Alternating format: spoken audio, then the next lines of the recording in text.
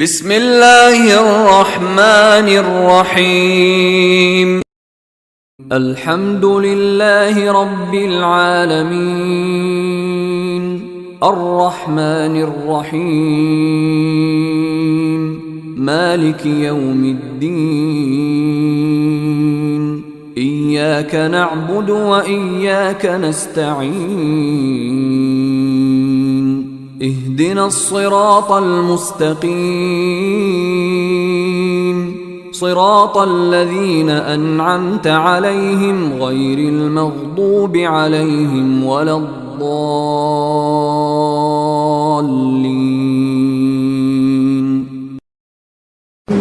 الحمد لله رب العالمين والصلاة والسلام على أشرف الأنبياء والمرسلين وعلى آله وصحبه ومن تبعهم بإحسان إلى يوم الدين. أما بعد،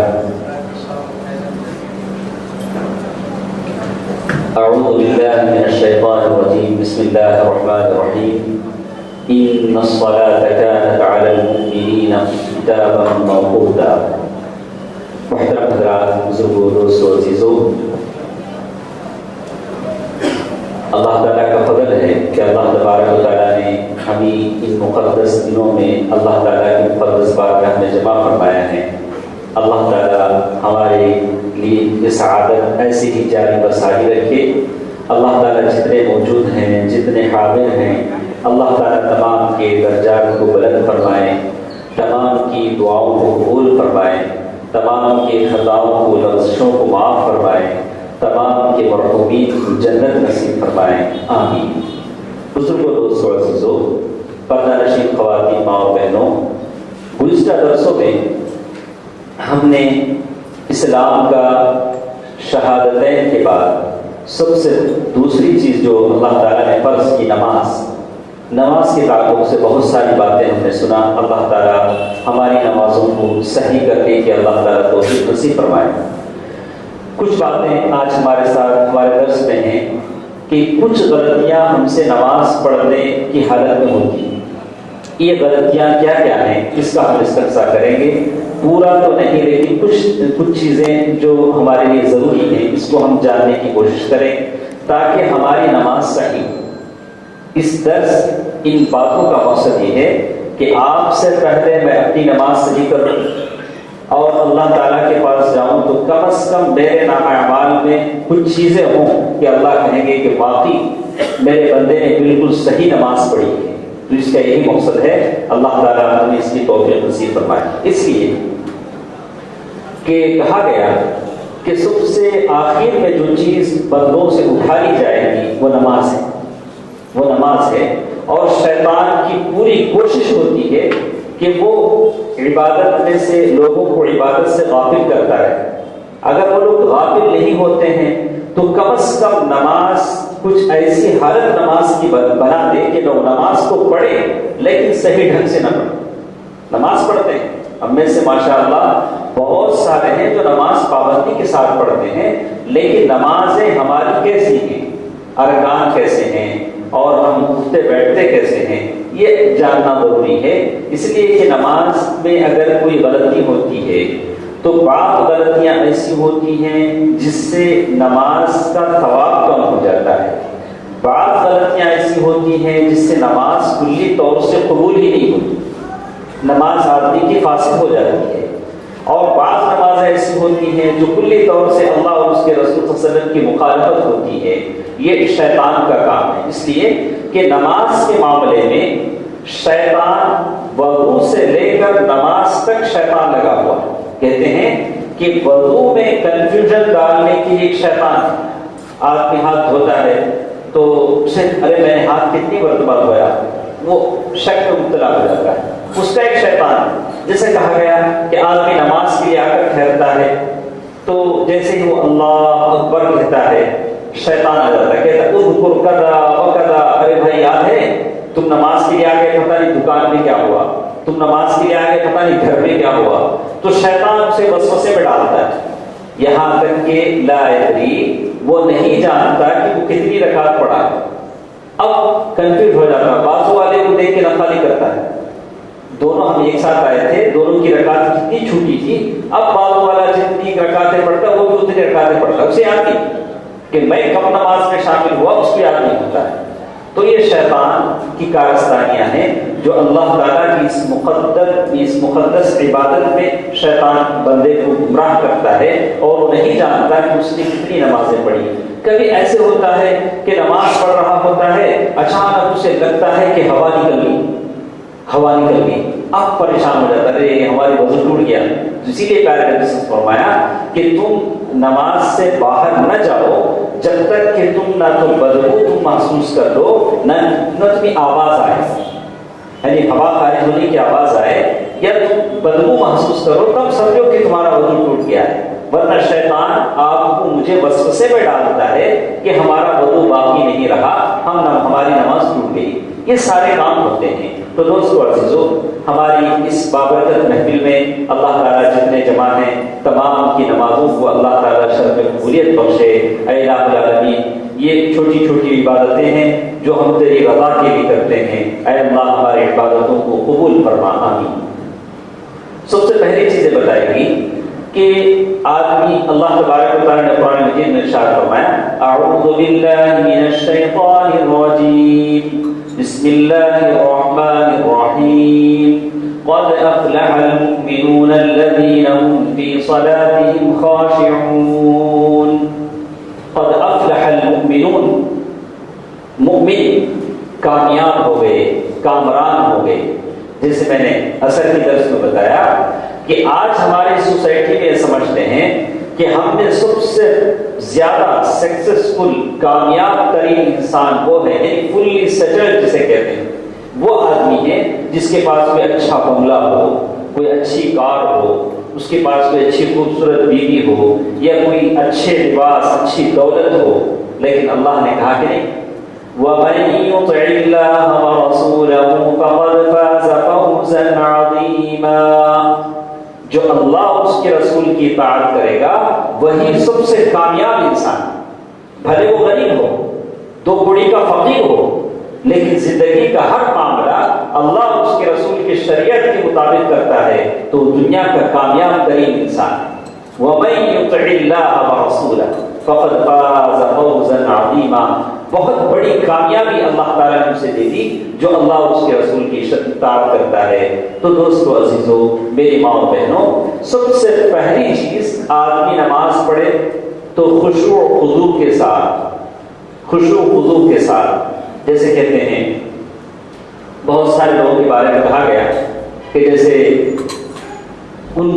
ایک صاحب ایسے تھے جو غالباً تابعین میں سے تھے، نو مسلم تھے، اسلام قبول کیا جب بصرہ بغداد آئے، اور بڑے مفسر بھی مانے جاتے ہیں اور محدث ہیں۔ وہ مسلمان میں نو مسلم تھے اور اللہ تعالیٰ نے اسلام کی توفیق انہیں دی تھی، اور وہ کہتے ہیں بغداد خیریوں کے ساتھ آئے اور اسلام مسلمانوں میں رہے، اتنا اثر ہوا کہ خود مسلمان ہو گئے، اور بڑے عالموں میں سے ان کا شمار ہوتا ابو العلا، جس کا نام کہتے ہیں ابو العلا کہتے ہیں کہ ایک زمانے کے بعد بہت دین کی علم اللہ تعالیٰ نے انہیں دیا، لیکن ایسا ہوا کہ ان کو اللہ تعالیٰ نے آزمایا۔ کیسے آزمائش ہوئی کہ ایک پیر میں بڑا درد آنے لگا، بہت سخت درد آنے لگا، مختلف علاج معالجہ کروایا۔ جیسے کہ روایتیں آتی ہیں کہ اس سے پہلے سلف کے بارے میں آتا ہے کہ ایک صاحب کو ایسے ایک پیر میں بڑا درد تھا، کئی علاج معالجے سے کم نہیں ہوتا تھا، تو لوگوں نے مشورہ دیا کہ ایسا کیجیے، پانی کا ایک نل ڈلوا دیجیے، پانی کا پمپ کہیں ڈلوا دیجیے، لوگ پینے لگے تو اللہ تعالیٰ نے بیماری سے شفا دے دی۔ یہ ایسا صدقہ جاریہ جو آدمی کرتا ہے تو آدمی کی بیماریوں کے لیے شفا ہو جاتا ہے۔ لیکن ابو العلا جن کے بارے میں کہتے ہیں کہ ان کو جو ابو العالیہ جن کے بارے میں کہتے ہیں کہ ان کو جو بیماری تھی، پیر اندر سے کھا رہا تھا۔ طبیب نے کہا کہ دیکھیے کہ آپ کا پیر اندر سے ایسی بیماری آپ کو لگ گئی ہے کہ یہ پیر پورا کھا لے گا اور جسم کا ایک ایک عضو کھاتا جائے گا۔ جیسے آج بڑی بڑی بیماریاں ہیں، اللہ تعالیٰ تمام مسلمانوں کو اس بیماریوں سے محفوظ رکھے۔ کہتے ہیں کہ یہ بات جب ابو العالیہ نے سنا تو کہا کہ مجھے کیا کرنا پڑے گا؟ تو کہا کہ کرنا یہ پڑے گا کہ ہم آپ کا پیر کاٹ دیں گے، ہم آپ کا پیر کاٹ دیں گے۔ تو کہا کہ ٹھیک ہے، اگر پیر کاٹنے سے چیز ختم ہو جاتی ہے تو مجھے یہ گوارا ہے کہ میں صبر کروں، اللہ تعالیٰ کی راہ میں صبر کروں۔ تو کہتے ہیں کہ طبیب آئے، وہ اپنا ایک پرانا زمانہ تھا، آج کل کا زمانہ تو نہیں تھا، تو اس زمانے میں کہا کہ ہم آپ کو ایسا کرتے ہیں کہ کچھ ایسے روغن لگاتے ہیں جس سے آپ کا یہ پیر سن ہو جائے گا، یعنی آپ کو تکلیف کا احساس نہیں ہوگا۔ تو انہوں نے کہا کہ نہیں، ایسا کیجئے کہ میں اللہ تعالیٰ کا ذکر کرتا رہوں گا، ذکر میں لگ جاؤں گا، قرآن کو پڑھنے میں لگ جاؤں گا، جب تم دیکھو کہ میرے اوپر یعنی ایسی خشوع خضوع ہے، اس حالت میں تم یہ میرا پیر آسانی سے کاٹ سکتے، مجھے کوئی تکلیف نہیں۔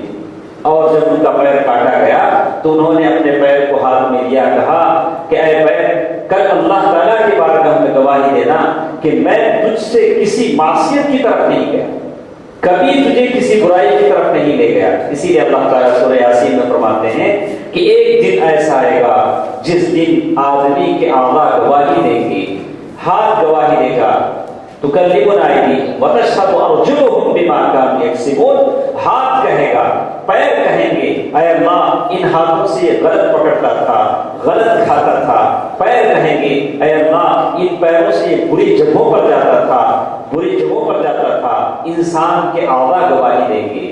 تو ابو العالیہ نے کہا کہ دیکھیے اللہ تعالیٰ کے پاس گواہی دیجیے، پیر سے مخاطب ہوتے ہوئے کہا کہ میں نے کوئی برائی نہیں کی۔ خشوع کا مطلب یہ ہے کہ پوری طور سے نماز میں آدمی ٹھہرا ہوا ہے تو صرف اللہ ہی اللہ، کوئی چیز نہ کرے۔ جیسے بہت سارے لوگ نماز میں ٹھہرتے ہیں، آسمان کی طرف کبھی نظر اٹھایا، کبھی ادھر دیکھ لیا، کبھی ادھر دیکھ لیا۔ اسی لیے کہا گیا کہ نماز کی حالت میں کہا گیا کہ 3 جانوروں کی آدمی مشابہت اختیار نہ کرے۔ آدمی نماز میں کھڑتا ہے تو 3 طرح کا جانور بن جاتا ہے، کبھی کمبے کی طرح پرندہ بن جاتا ہے، کنقرۃ الغراب، کہ ایسے ایسے جلد جلد سجدہ کرتا ہے۔ کہا کہ یہ نقرۃ الغراب ہے، جیسے کمبا ہے، سکون سے سجدہ کرے، سکون سے اٹھے۔ اور پھر کہا کہ کبھی اونٹ کی طرح بن جاتا ہے، ایک ہی جگہ نماز پڑھ رہا ہے، 100 برس 20 برس دیکھا نماز مسجد میں وہ جگہ وہی رہے گا، پرماننٹ۔ کہا کہ آپ ایک جگہ اپنی جگہ نہ بنائے، الگ الگ جگہ نماز پڑھتے رہے۔ کبھی کہا کہ التفات الثعلب، کبھی ایسا نہ ہو کہ لومڑی کی طرح نماز پڑھ رہا ہے، کوئی بھی آئے گا تو ایسے جھانکے گا، وہ کون آ رہا ہے، یہ کون جا نماز پڑھ رہا ہے اللہ کا بندہ، کہ ادھر دیکھا ادھر دیکھا۔ کہا کہ یہ تو لومڑی، آدمی نماز میں ٹھہرا ہوا ہے تو بس کدھر دیکھے گا؟ کہا کہ کفین، یہ جو ہاتھ باندھا ہے ادھر یا سجدے کی جگہ آدمی دیکھے گا اور وہ دوسری طرف نہیں دیکھے گا۔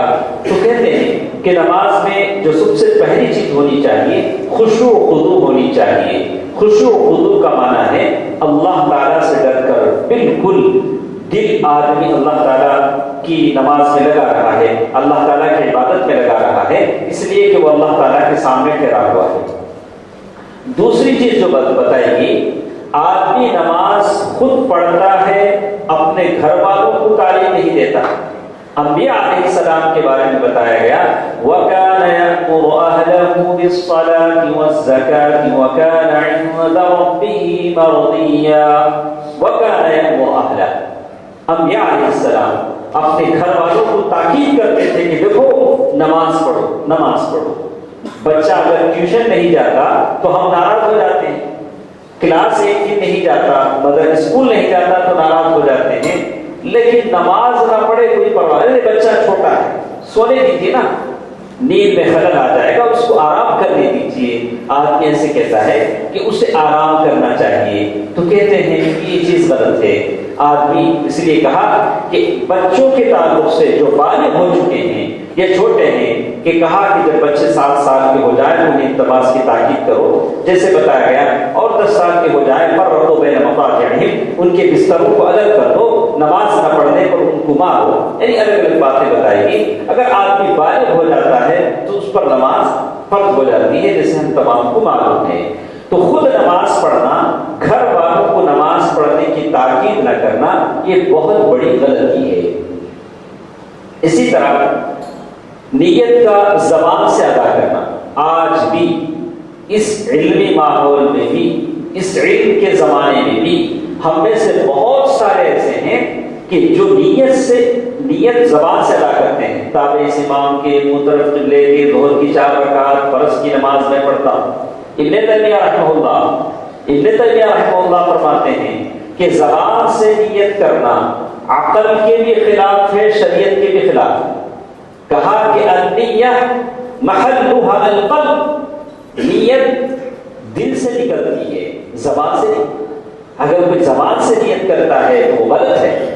کہا کہ نیت عقل کے بھی خلاف ہے۔ عقل کی کیا کوئی کہ میں ہاتھ دھو رہا ہوں، برتن میں کھانا لوں گا، پھر بیٹھوں گا، اتنے نوالے کھاؤں گا، یہ نوالے میرے پیٹ میں جائیں گے، اور کہا کہ یہ جیسے کوئی نہیں کہتا ویسے یہ نہیں کہے کہ بہت سارے ہیں، ارے جنازہ آتا ہے تو تب بھی نیت کراتا ہے، بہت سارے عید کی نماز کے لیے ٹھہرتے ہیں تو تب بھی 60-70 سال سے عید کی نماز پڑھ رہا ہے، بولتے بھائی نیت بولو۔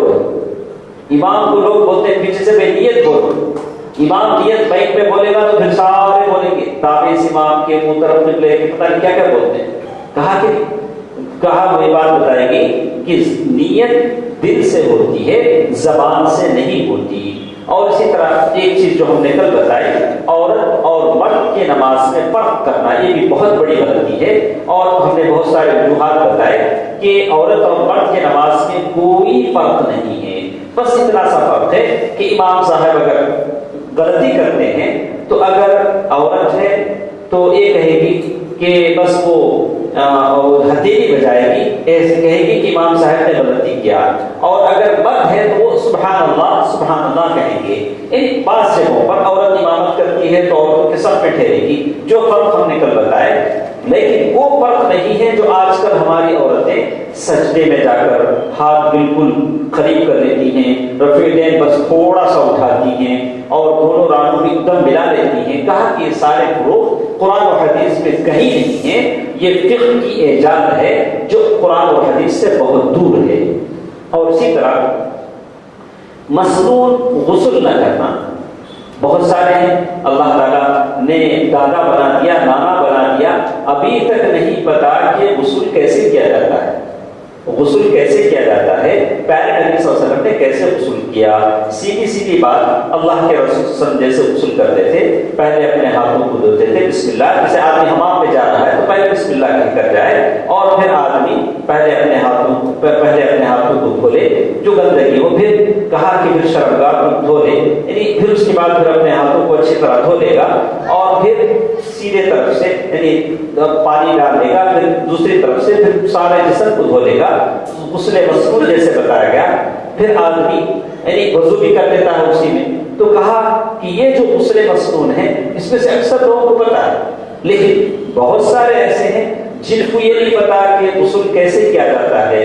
لوگوں نے اسے مشکل بنانے کے لیے غسل مسنون میں یعنی سنت کے مطابق، مسنون کے معنی سنت کے مطابق، سنت کے معنی اللہ کے نبی نے جیسے غسل کیا ویسے غسل، تو اس غسل میں لوگوں نے اتنے شرائط، اتنے ارکان، اتنی سنتیں، پتہ نہیں کیا کیا بنایا، تو لوگ سمجھتے ہیں کہ یہ غسل بڑا مشکل ہے، حالانکہ بڑا آسان ہے۔ اللہ کے رسول صلی اللہ علیہ وسلم نے جیسے کیا آدمی ویسے غسل مسنون کرے، اور جب غسل سنت کے مطابق ہوتا ہے تو ساری عبادتیں سنت کے مطابق ہوتی ہیں۔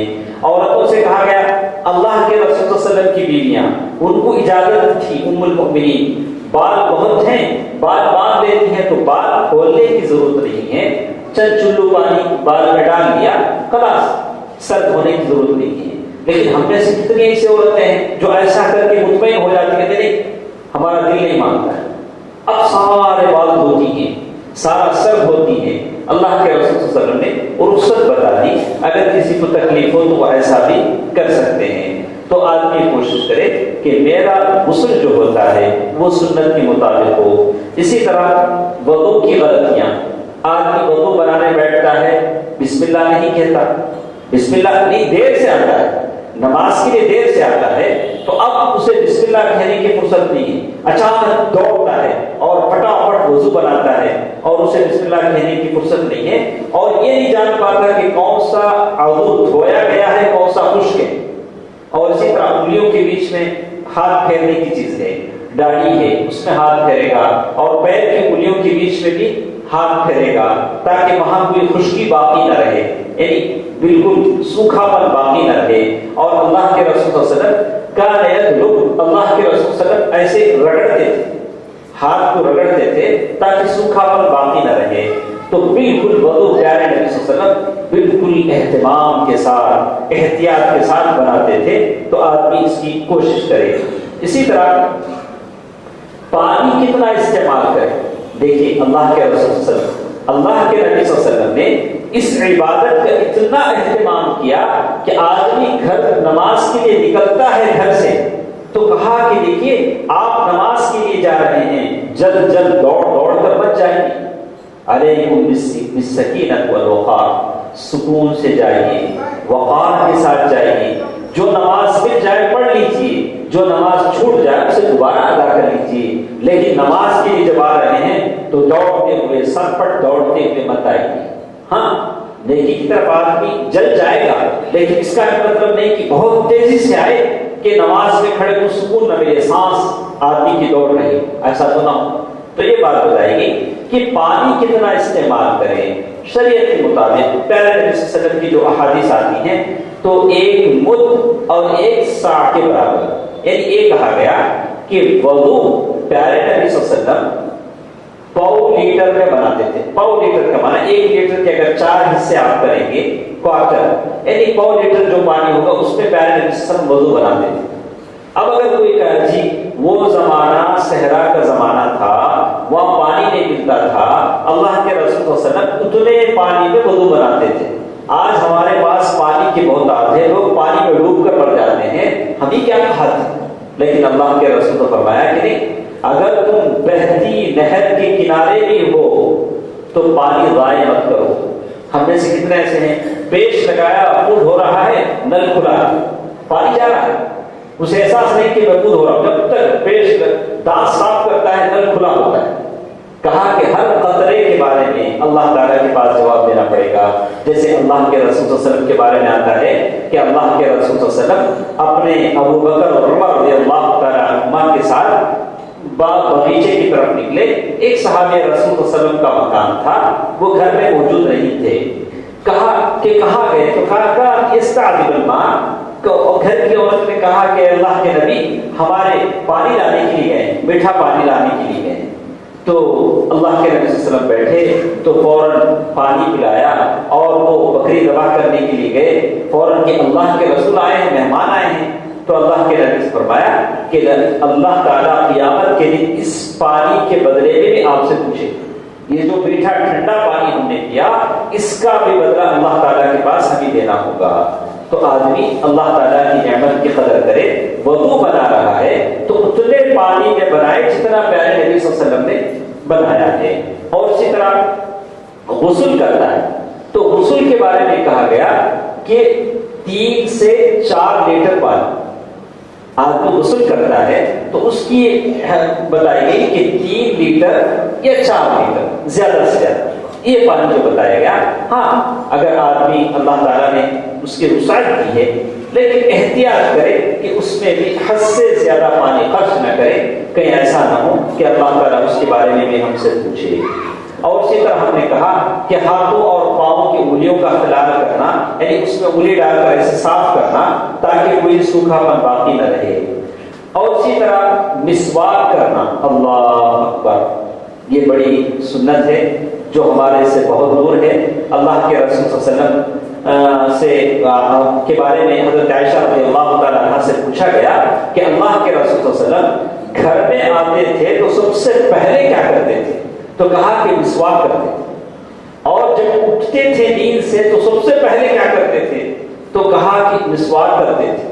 ہم نیند سے اٹھتے ہیں تو کیا کرتے ہیں؟ پہلے سستی توڑتے ہیں اور آدھا گھنٹہ بستر پہ ایسے جیسے کتبہ بدل کر یا حمار، جیسے کوئی یہ ادھر سے ادھر سارا بستر جیسے الٹ پلٹ کرتا ہے ویسے کرتے ہیں، ابن قیم رحمہ اللہ نے فرمایا کہ سستی توڑنے سے آدمی کی قوت چلے جاتی ہے.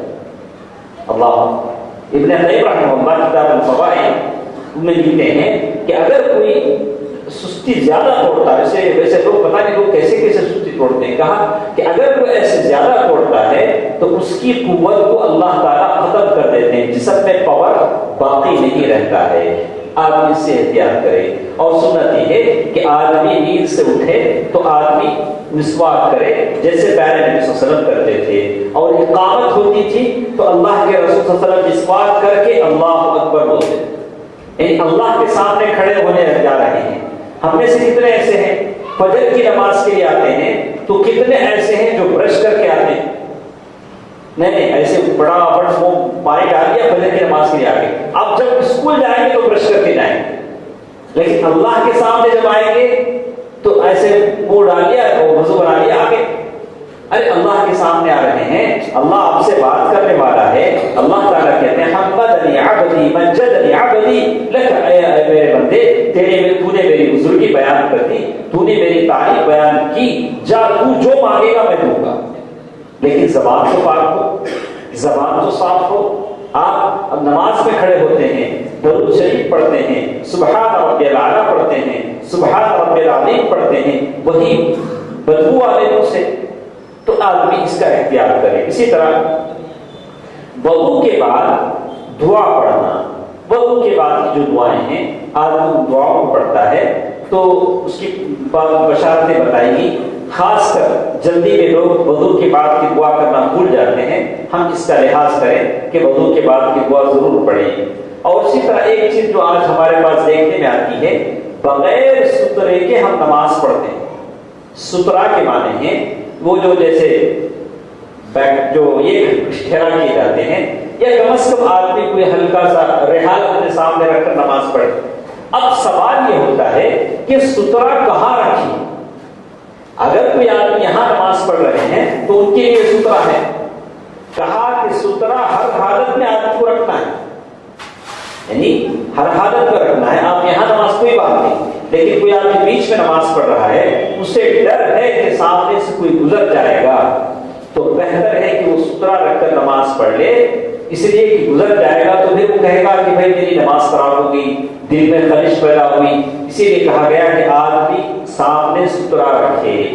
ایک لکڑی، کچاوے کی لکڑی یا ایک ریحان جو بھی ہو، آدمی سامنے سترا رکھ کر نماز پڑھتا ہے تو پھر اسے اطمینان رہتا ہے اور کسی طرح کی کوئی تکلیف نہیں ہوتی. اسی طرح نماز پڑھنے والا جو لباس پہن کر نماز پڑھتا ہے، ہم میں سے بہت سارے ایسے ہیں رات میں جو ڈریس پہن کے سوتے ہیں وہی پہن کے مسجد میں آ جاتے ہیں. بہت سارے تو ایسا کریں گے کہ اتنا چھوٹا سا شرٹ پہن کے نماز کے لیے آئیں گے. اب وہ جب رکوع میں جائیں گے، سجدے میں جائیں گے تو پیچھے والے کی نماز خراب ہو جاتی ہے. آدمی احتیاط کرے. ہم کہتے ہیں کہ عورت پینٹ نہ پہنے، عورت یہ نہ پہنے، ہم کیا پہنے؟ میں نے کہا کہ اگر سطر کا معنی کیا ہے، ہم اس بات کو پہلے ڈیسائیڈ کرتے ہیں کہ سطر کسے کہتے ہیں. سطر کا معنی یہ ہے کہ آدمی کے جسم کا نشیب و فراز نظر نہ آئے. آدمی کا جو شیپ ہے وہ شیپ، یہ ہاتھ ہے، یہ تو یہ نہیں ہے، شرمگاہ نہیں ہے، لیکن جو یہاں سے جو پیچھے کا جو حصہ ہے یہ تو شرمگاہ ہے. اگر کوئی ایسی ٹائٹ پینٹ پہن کے آتا ہے پورا شیپ دکھتا ہے تو اس نے سطر نہیں کیا، اس کا سطر نہیں ہوا، اس نے نماز میں سطر کا کپڑا نہیں پہنا. تو اس کے لیے حکم دیا جاتا ہے کہ آدمی ذرا چھپا پہن لے، نماز کے لیے آ رہا ہے، ذرا شرٹ ذرا لمبا پہن لے کہ ذرا پیچھے کا حصہ ڈھک جائے، پیچھے کا حصہ ذرا ڈھک جائے. اسی لیے بلاد عربیہ میں ہم دیکھتے ہیں کہ لوگ گھٹنوں تک کا کپڑا پہنتے ہیں، پیچھوں کا حصہ ڈھک جاتا ہے. اب کہے نہیں صاحب چلے گا، اب چلے گا تو سب چلے گا. آپ بنا شرٹ کی نماز پڑھیں گے تب بھی چلے گا، مڈے ڈھانپنے چلے گا نہیں. چلنے نہیں چلنے کا سوال نہیں، یہ سوال ہے کہ ہم اپنے جسم کو اللہ کے بارگاہ میں ٹھہرے ہیں نماز پڑھنے کے لیے تو کہاں تک ڈھانپ رہے ہیں. سطر کا معنی ہے کہ آدمی کے جسم کا نشیب و فراز نظر نہ آئے. نشیب و فراز کا معنی پورا جو یہ ہے وہ نظر نہ آئے اور اوپری کپڑے سے ہم اسے ڈھانپ لیں. تو نماز کے معاملے میں ہم اس کا خیال رکھیں. اللہ تعالیٰ ہم تمام کو اس کی توفیق دے. اسی طرح صحیح نماز کیا ہے اس کے بارے میں جانکاری حاصل کرنا. نماز وہ ہے جو ہم نے اپنے خالہ سے، پھوپھی سے، ابا سے سیکھ لیا. کبھی جاننے کی کوشش نہیں کی کہ میں جو نماز پڑھ رہا ہوں وہ صحیح طریقہ ہے یا غلط. علماء نے کتابیں لکھی. شیخ البانی رحمہ اللہ، عبداللہ بن باز، ڈاکٹر شفیق الرحمان نے، بہت سارے لوگوں نے نمازوں کی کتابیں لکھی. کہا کہ ایسی نماز جیسے بالکل آپ پیارے نبی صلی اللہ علیہ وسلم کو دیکھ رہے ہیں. حضرت ابو ہریرہ رضی اللہ تعالیٰ عنہ کے پاس لوگ آتے تھے، کہتے تھے کہ ابو ہریرہ بتائیے کہ اللہ کے رسول صلی اللہ علیہ وسلم کیسے نماز پڑھتے تھے. تو وہ پانی منگاتے تھے، وضو کرتے تھے اور نماز پڑھ کر بتاتے تھے. اور وہ حدیث جس میں بیان کیا گیا حدیث المسیء الی الصلاۃ، وہ آدمی جو پیارے نبی صلی اللہ علیہ وسلم کے ساتھ نماز پڑھنے لگا لیکن اس کی نماز اچھی نہیں تھی، یعنی نماز پڑھنا اسے نہیں آتا تھا. نماز پڑھنے میں وہ ایک مرتبہ اللہ کے نبی صلی اللہ علیہ وسلم نے فرمایا کہ جائیے آپ نے نماز ٹھیک طریقے سے نہیں پڑھا. اسے بھیج دیا، وہ گیا، پھر دوسری مرتبہ نماز پڑھ گیا. اللہ کے رسول صلی اللہ علیہ وسلم نے دوسری مرتبہ بھی ان کو واپس کیا کہ نہیں جائیے آپ نے نماز ٹھیک طرح سے نہیں پڑھا. تو کہتے ہیں کہ تیسری مرتبہ انہوں نے کہا کہ اللہ کے رسول صلی اللہ علیہ وسلم اس سے بہتر میں نماز پڑھنا نہیں جانتا، آپ مجھے پڑھ کر بتائیے. تو اللہ کے رسول صلی اللہ علیہ وسلم نے پڑھ کر بتایا کہ نماز کیسے پڑھی جاتی ہے. اسی طرح ہاتھ باندھتا ہے، آدمی ہاتھ کہاں باندھتا ہے؟ صحیح احادیث سے ثابت ہے کہ اللہ کے رسول صلی اللہ علیہ وسلم بالکل سینے پر ایسے ہاتھ باندھتے تھے. اللہ کے رسول صلی اللہ علیہ وسلم کی حدیث ہے اور بالکل صحیح احادیث. ہم میں سے کتنے ایسے ہیں جو اس حدیث کو جانتے ہیں، مانتے ہیں کہ بھئی یہ حدیث صحیح ہے، لیکن چونکہ ہم ایک زمانے سے ایسے کرتے آئے ہیں ویسے کرتے جاتے ہیں.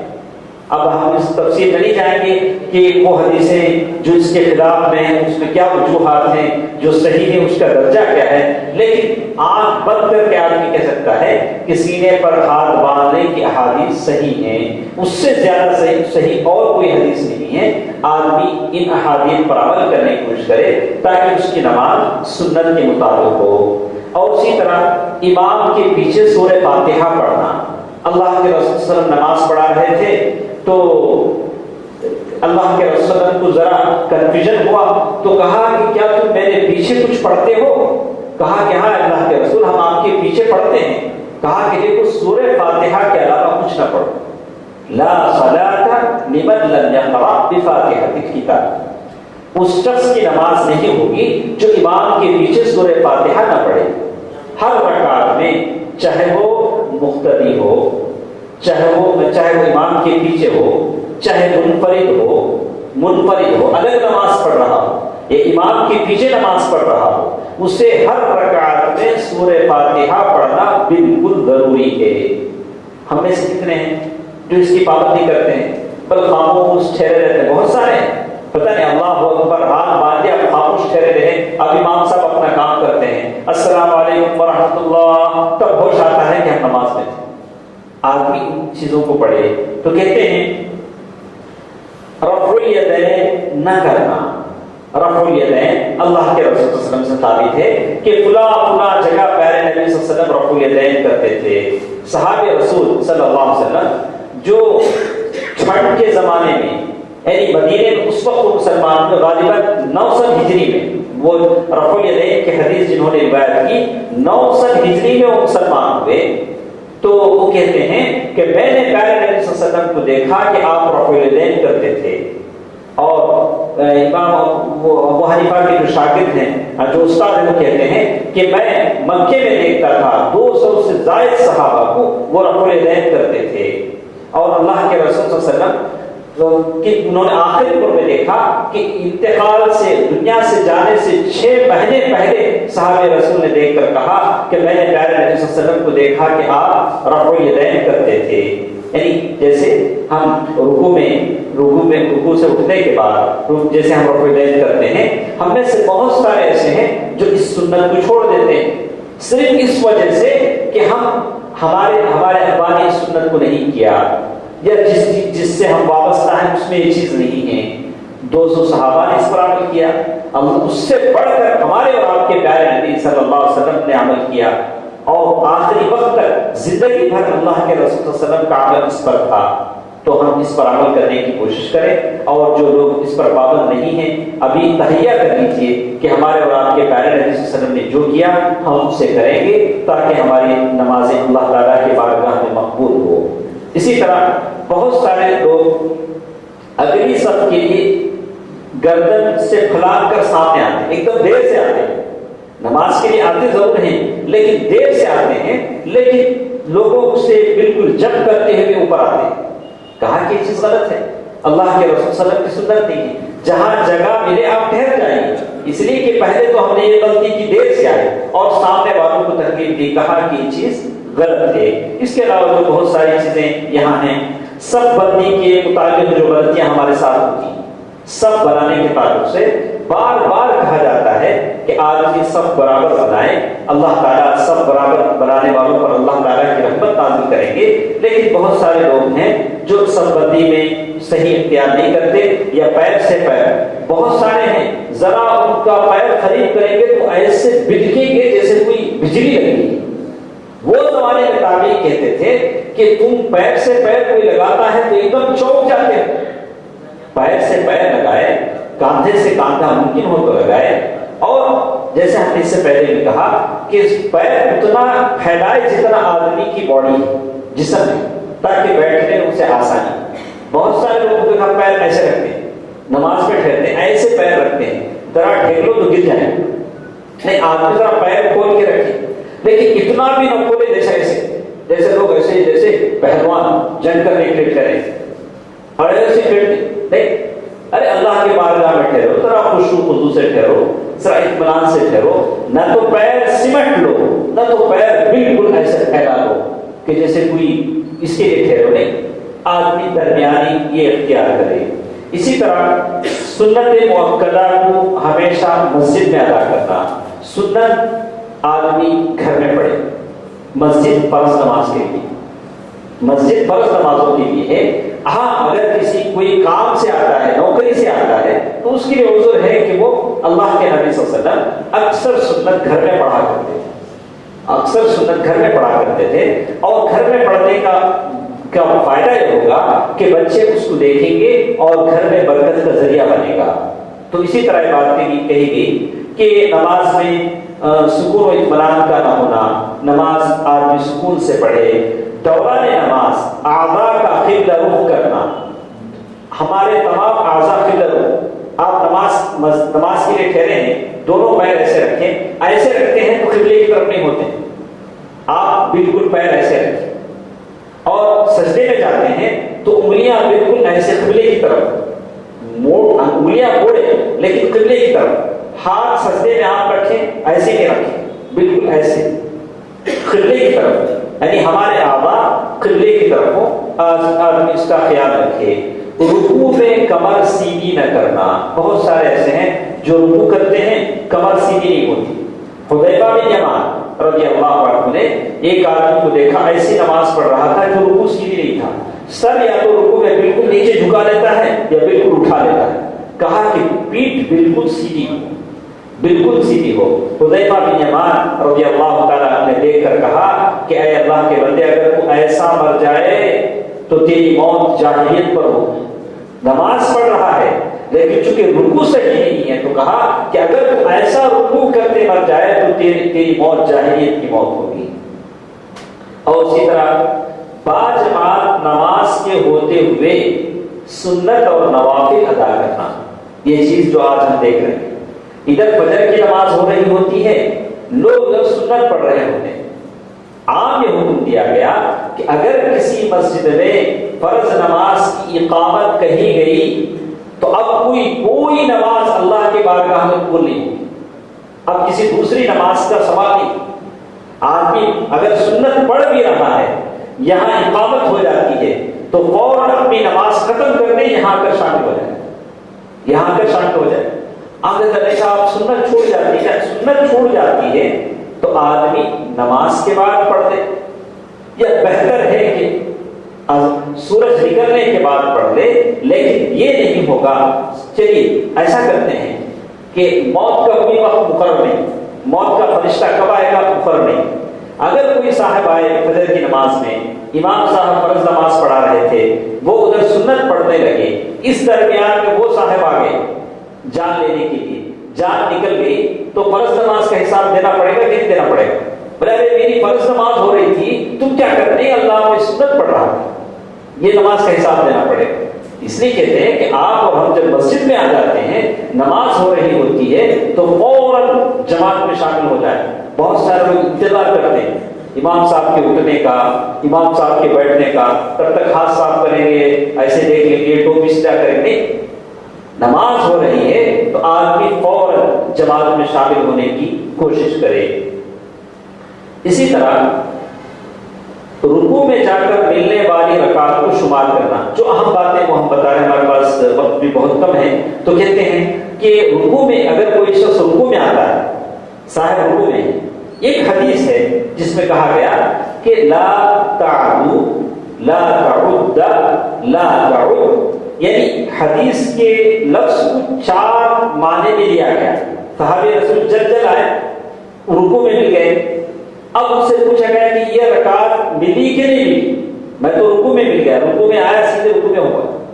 تو کچھ لوگوں نے کہا کہ لا تعدو، اللہ کے رسول فرمایا کہ یہ رکوع تو ہو گیا تمہارا، آئندہ ایسا نہ کرو۔ کچھ لوگوں نے کہا لا تعد، تمہاری یہ رکعت شمار نہیں ہوئی، اس کو رکعت مت گنو۔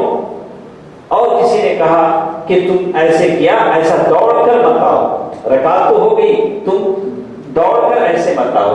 یعنی ایک حدیث کے لفظ کو 4 طریقے سے جو پڑھا گیا، معنی میں اختلاف ہو گیا۔ لیکن صحیح بات یہ ہے کہ جیسے ہمارے جو استاد تھے سید الرحمان مبارک پوری رحمہ اللہ، اللہ تعالیٰ کے قبر کو نور سے بھر دے، وہ کہا کرتے تھے کہ جو شخص رکوع میں آ کر مل جاتا ہے، بہتر احوط یہ ہے کہ اس رکعت کو شمار نہ کرے۔ کیوں؟ انہوں نے 2 چیزیں اس میں بتائی ہیں، میں نہیں جانتا کہ علماء نے اس سلسلے میں کیا کہے ہیں، لیکن میرے ثوابدید پر جو میں نے سنا ہے بتاتا ہوں۔ اس لیے انہوں نے کہا کہ 2 اہم چیزیں اس سے چھوٹ جاتی ہیں، 2 اہم چیزیں اس سے چھوٹ جاتی ہیں۔ ایک سورہ فاتحہ چھوٹ جاتا ہے، سورہ فاتحہ اسے پڑھنے کا موقع ہی نہیں ملا، اس لیے کہ سورہ فاتحہ ہر رکعت اسے پڑھنا ہے، سورہ فاتحہ اسے چھوڑ گیا۔ اور دوسرا جو رکوع ہے، وہ رکوع کا آخری حصہ اسے ملتا ہے، تو اسی لیے کہا گیا کہ آج اس رکعت کو دوہرا لے، یہ بہتر ہے۔ اگر کوئی دوہراتا نہیں ہے تو علماء نے اس کی بھی اجازت دی ہے، اگر وہ چاہے اس پر عمل کر لے۔ جو بہتر صورت ہے ہم نے آپ کے سامنے رکھ دی۔ اس طرح اور کچھ چیزیں ہمارے پاس ہیں جس میں بتایا گیا کہ سجدے میں انگلیوں کا حد سے زیادہ، سجدے میں آدمی زیادہ انگلیاں ایسے کھول کے رکھتا ہے، کہا کہ آدمی درمیانی اپنے انگلیوں کو کھول کے رکھے، اور سجدے میں پاؤں کی ایڑیاں نہ ملانا۔ آدمی سجدے میں جاتا ہے تو پیر رکھتا ہے تو ایڑیوں کو ملانا، لیکن یہ جسم کے اعتبار سے اگر دبلا پتلا آدمی ہے تو ایڑیوں کو ملا نہیں سکتا ہے۔ 2 طریقے کی حدیث اس میں، کچھ ایڑی کو ملانے کی، کچھ نہیں ملانے کی، لیکن کچھ علماء نے کہا کہ ایڑیوں کو ملا لے، لیکن کوئی بہت زیادہ موٹا ہو یا پیر اس کے ہو تو ایڑیاں ملانا اس کے لیے ذرا مشکل ہوتا ہے۔ لیکن انہوں نے سنت یہ بتایا کہ آدمی سجدے میں جائے، پیر ایسے کرے تو پیر کی ایڑیوں کو ملا دے، جیسے اللہ کے رسول صلی اللہ علیہ وسلم کی سنت ہے۔ اور اسی طرح 2 سجدوں کے بیچ میں دعا نہ کرنا، بہت سارے لوگ ہیں 2 سجدوں کے بیچ میں دعا نہیں کرتے، تو اس کا خیال رکھیں کہ 2 سجدوں کے بیچ میں دعا کریں۔ اور آخری چیزیں جو ہم بتائیں گے، اس میں کہتے ہیں کہ بالوں یا کپڑوں کو سمیٹنا۔ لوگ بار بار اپنا کپڑا سیدھا کرتے ہیں، وال سیدھا کرتے ہیں نماز میں، کہا کہ ساری چیزیں غلط ہیں۔ اگر آدمی سجدہ کرنے کی جگہ کوئی مٹی وغیرہ ہو تو ایک مرتبہ آدمی صحیح کر لے سکتا ہے، لیکن بار بار صحیح نہیں کرے گا۔ اور اسی طرح جیسے ایک بات یہ بتائی گئی کہ نماز میں تشہد میں آدمی بیٹھتا ہے تو انگلی ہلاتا ہے، تو اس سلسلے میں ایک بات میں آپ کو بتا دوں کہ انگلی سے اشارہ کرنا الگ ہے، انگلی کو حرکت دینا الگ ہے۔ انگلی سے اشارہ کرنا الگ ہے، انگلی کو حرکت دینا الگ ہے۔ حرکت دینے کا مطلب ہے کہ آپ انگلی ایسے ایسے ایسے ایسے حرکت دیتے ہیں، کرنے کا مطلب ہے کہ ونس ایک بار آپ نے ایسے اشارہ کیا۔ علماء کے اختلاف ہے، کہتے ہیں اشہد ان لا الہ الا اللہ، یعنی وہ ایک مرتبہ ایسے اٹھاتے تھے رد دیتے تھے خلاص۔ حرکت دینے کا مطلب جیسے دوسرے ائمہ نے کہا کہ بار بار ایسے ایسے ایسے ایسے ہلاتے رہے، جیسے میں نے نئی تحقیق شیخ ربیع بن ہادی یعنی مقبل بن ہادی ان کی جو تحقیق دیکھی، انہوں نے کہا ہے کہ یہ جو حرکت دینے کے جو الفاظ حدیث میں ہیں وہ شاذ ہیں، صحیح یعنی بالکل ایسے ہلاتے رہنا۔ کہا کہ بس آپ اشارہ کریں، اشارہ کرنے پر اشہد ان لا الہ الا اللہ۔ اللہ کے رسول صلی اللہ علیہ وسلم انگلی کیسے رکھتے تھے؟ تو کہا کہ 53 کا عدد جیسے ہوتا ہے عربی میں 53 ایسے گول آئے گا، 53 ایسے آئے گا، مطلب یہ 3 اور یہ آدمی یہاں رکھے گا، جیسے اللہ کے رسول یہ 5 بن گیا 5، تو ایسے اللہ کے رسول صلی اللہ علیہ وسلم انگلی رکھتے تھے۔ یہ دوسرے پورے پر آدمی انگوٹھے کو رکھے، ایک شکل یہ کہ آدمی بالکل یہ انگلی اٹھائے، لیکن جو صحیح بات جو تحقیق انہوں نے بتائی کہ آدمی اشارہ کرے گا، اشارہ کرے گا اور حرکت نہیں دے گا۔ اس میں انہوں نے شاذ بتایا ہے، شیخ البانی رحمہ اللہ علیہ لوگ بتاتے ہیں، اس میں آپ اگر تفسیر اگر جانتے ہیں تو جانیں، لیکن جو بات میں نے اپنے علم کے مطابق کہی میں نے بیان کر دی، ہو سکتا ہے کہ اس کے علاوہ بھی اس کی کوئی اور بات ہو۔ اللہ تعالیٰ ہمیں حق بولنے اور حق سننے کی توفیق نصیب فرمائے۔ اور اسی طرح بہت سارے لوگ ہیں جو لہسن پیاز کھا کر آتے ہیں، بہت سارے اللہ کے بندے ایسے ہیں سگریٹ بیڑی کا استعمال کرتے ہیں جو حرام ہے، سگریٹ بیڑی حرام ہے، ان چیزوں کا استعمال کرتے ہیں، نماز کے لیے آتے ہیں اور فرشتوں کو تکلیف دیتے ہیں۔ کہا کہ اس سے فرشتوں کو تکلیف ہوتی ہے، اس کی یہ کھا کر آدمی مسجد میں نہ آئے۔ اور اسی طرح آخری تشہد میں مسنون دعائیں نہ کرنا، آدمی آخری تشہد میں بیٹھتا ہے تو مسنون دعائیں کرے، جیسے ہم دعا کرتے ہیں اللہم انی ظلمت نفسی ظلما کثیرا ولا یغفر الذنوب الا انت اللہم انی اعوذ بک من عذاب القبر واعوذ بک من فتنة المسیح الدجال۔ آدمی آخری تشہد میں جتنا ہو سکے درود پڑھ تو پڑھتا ہے، لیکن دعائیں کرے، جتنا ہو سکے دعائیں کرے۔ اور اس کے بعد نماز کے بعد مسنون دعا نہ کرنا، نماز ہو جاتی ہے تو آدمی مسنون دعا پڑھے۔ اور ہم نے اتنا آسان بنا دیا کہ نماز بعض مسجدوں میں نماز ہوتی ہے، انتظار کرتے ہیں کہ اب امام صاحب دعا کریں، وہ 5 کی رکعت 4 رکعت تو ہم پڑھ لیتے ہیں، 5 کی رکعت ہے کہ امام صاحب دعا کریں، جب تک دعا نہیں ہوتی ہے لوگ جاتے نہیں۔ یعنی ہم نے کچھ ایسے مزاج بنا لیا کہ نماز میں دعا بھی شامل ہے، اب امام صاحب دعا کریں گے تو ہم جائیں گے۔ یعنی یہ نماز کی 4 رکعت جو فرض ہیں وہ 5ویں رکعت جو امام صاحب جو دعا کریں گے، کہا کہ نہیں یہ دعا کوئی ثبوت اس کا نہیں ہے، ایسا کبھی نہیں ہوا کہ اللہ کے رسول صلی اللہ علیہ وسلم نے دعا کیا ہو، صحابہ نے فرض نمازوں کے بعد آمین کہا ہو۔ اسی لیے شیخ ابن باز علیہ رحمہ اللہ نے کہا کہ نماز کے بعد ہاتھ اٹھا کر جو دعا مانگی جاتی ہے یہ غلط ہے۔ بعض علماء نے کہا کہ آدمی نماز پڑھ لیا اور پھر آدمی جب چلا جائے سنت پڑھ لے، پھر اللہ تعالیٰ کے بارگاہ میں جو چاہتا ہے دعا کر لے۔ یہ چند باتیں تھیں جو آج ہمارے درس میں ہمارے ساتھ ہیں۔ اللہ تعالیٰ سے دعا ہے کہ اللہ تعالیٰ ہمیں سنت کے مطابق چلنے، اپنے نمازوں کو سنت کے مطابق ادا کرنے کی اللہ تعالیٰ ہمیں توفیق نصیب فرمائے۔ میں پھر ایک بار آپ کے سامنے کہوں گا کہ اس سلسلے میں اچھی مفید کتابیں سنت کے مطابق نماز ادا کرنے کی ہر زبان میں چھپی ہیں، تو ہم اس کی کوشش کریں کہ کتاب خریدیں، پڑھیں، تاکہ اللہ تعالیٰ کے بارگاہ میں ہماری نمازیں مقبول ہوں۔ اللہ تعالیٰ ہم تمام اس کی توفیق نصیب فرمائے، آمین برحمتک یا ارحم الراحمین، والحمد للہ رب العالمین، والسلام علیکم ورحمۃ اللہ وبرکاتہ۔